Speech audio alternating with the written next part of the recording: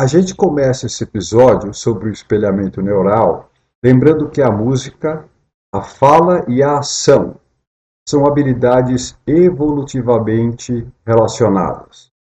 Okay?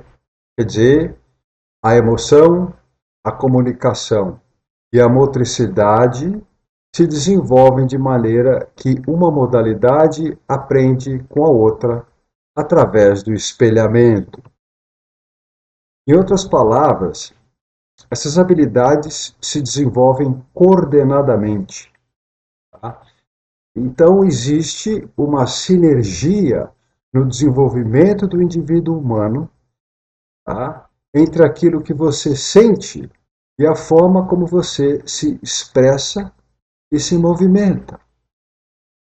A gente pode afirmar isso porque essas três habilidades têm períodos de desenvolvimento específicos e relativamente fixos no curso do crescimento de cada indivíduo, além de serem meios onipresentes de comunicação social em todas as sociedades humanas. E, ademais, essas três habilidades compartilham recursos neurais sobrepostos no cérebro da gente. Isso, evidentemente, envolve os neurônios espelho. Como a gente viu no episódio anterior, alguns conjuntos desses neurônios têm propriedades audiovisuais, que permitem a representação cortical de ações que são observadas ou escutadas. Em suma, isso é significativo, porque mostra que o espelhamento neural é um mecanismo de simulação automático e inconsciente do cérebro, que tem um papel chave na integração das várias funções sensoriais. Né? A gente vê, a gente escuta, né? E as funções motoras. Existe uma integração. Tá? E aqui eu quero lembrar a vocês o seguinte: antes do recente avanço da música gravada e dos sons sintetizados, a música sempre foi inerente à atividade motora.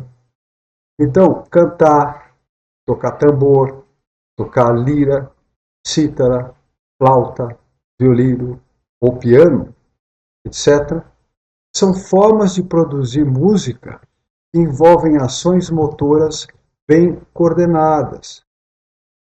E veja que essas ações se correlacionam minuciosamente com as vibrações físicas do som que a gente escuta. E claro, esse mesmo processo de correlação ocorre quando a gente fala. Agora, mais explicitamente do que no caso da fala, a experiência da música envolve a percepção de sequências intencionais de ações motoras organizadas, né, e que causam a informação auditiva sincronizada. E isso fica associado na nossa memória, né, aos movimentos do som que a gente escuta.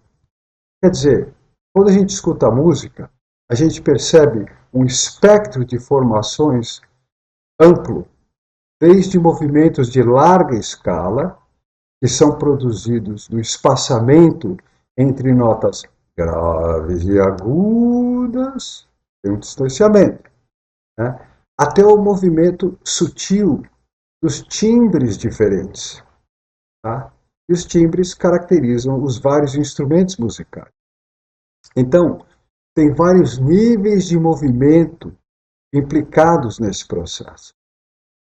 Por exemplo, tocar uma nota grave, que é seguida de uma nota aguda, num instrumento de cordas ou teclado, exige um movimento motor proporcionalmente maior do que tocar duas notas vizinhas, certo? Isso produz uma co-representação motora auditiva da experiência musical, que nasce com recrutamento compartilhado e simultâneo de mecanismos neurais semelhantes no emissor e no receptor da mensagem musical, quer dizer, no músico e no ouvinte. E esses mecanismos estão localizados nas regiões do cérebro que compõem o sistema de neurônios espelho. Agora, veja que qualquer ação ou expressão humana apreciável ou relevante envia um sinal do estado intencional e emocional do emissor. Quer dizer, da mesma forma que uma frase falada ou uma melodia cantada pode ser usada para expressar a intenção ou estado emocional de uma pessoa, o ouvinte pode compreender a expressão pretendida tanto da frase como da melodia a partir do movimento do sinal. Então imagine o seguinte: uma vez que a natureza acústica da música pode transmitir movimento puro, vibracional, não simbólico, okay? A música é apta a transmitir as qualidades complexas e sutis da emoção, que são difíceis de verbalizar, mas são fáceis de serem sentidas por meio do espelhamento desse movimento vibracional. E mais ainda, pensa que quando a gente examina a emoção comunicada através da expressão facial, do corpo, da música e da fala, expressão facial, expressão do corpo, a expressão musical e a expressão falada. Quando a gente examina a emoção que está sendo comunicada por meio dessas coisas, a gente constata que a emoção trata de um processo motor ativo, de maneira que o movimento, quer dizer, a moção, tá? A emoção e a ação estão interligadas em vários níveis. Isso resulta no acoplamento motor afetivo que fornece a base neural da empatia. No próximo episódio, nós vamos continuar essa discussão do espelhamento a partir da expressão facial, especificamente. E também entender como o espelhamento está ligado ao chamado arrastamento rítmico, lidando com o processo de captura temporal, onde o movimento periódico do sinal de um dado sistema arrasta o movimento de um outro sistema. Ok? Até lá.